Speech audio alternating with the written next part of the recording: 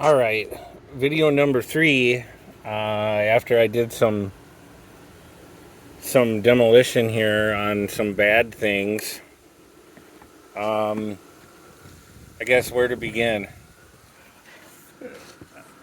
I've cleared up the soffit here, and the bird's nest dropped out. There's still some remnants up in there, and I've pulled down this fascia. And now you get a perfect side profile of how the rest of this roof and overhang and soffit came together in 1928. And then if it's a side view, this is your rafter tail coming down with the cuts at the correct angle so that your fascia ends up plumb. The soffit nails into this. And then the front face is where this new fascia will have to fit in. They also beveled their fascia to slide up underneath the old roof sheathing, which is tongue and groove boards. You can see the sides of the tongue and groove, which then obviously went all the way up this roof. And it's what they secured their slate to. But what it means is, after I pulled off this damaged, what would be a casing, I also discovered that it almost looks like the bottom is the one that was replaced, and I'm replacing the original because, boy, this is kind of hard to explain, because they spliced it off here during previous repairs. These nails are still sticking through from the day when somebody framed up all the woodworking first on this whole dormer.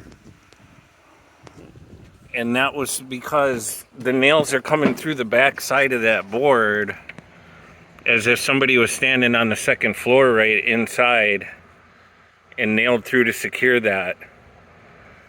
The other reason why it's telling me that all the framing was done first is because the brick and mortar is packed in up to it. Like they needed this as the guideline for their bricks. So I think they did the rough framing by hand, which it's not obviously not a truss system for modern. And then they went away for a couple weeks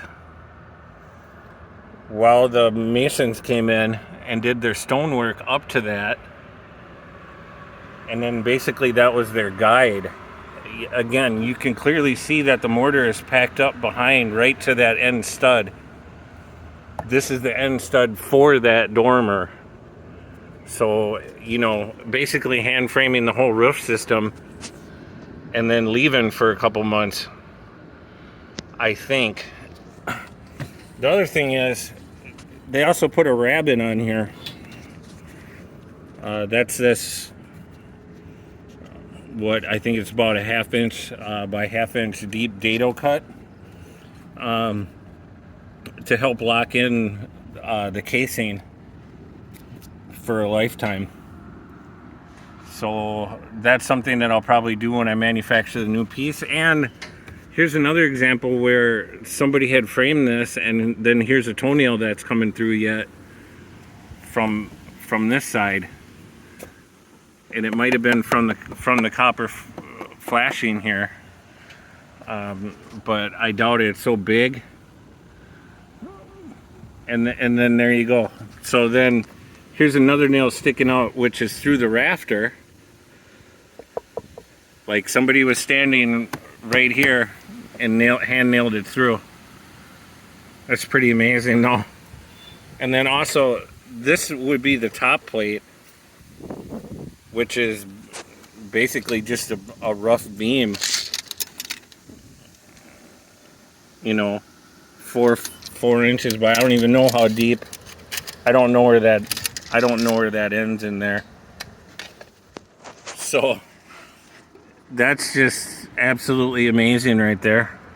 I thought I'd try to get that on video. You know, the little things that I get excited by that I find on these old houses. Kind of neat.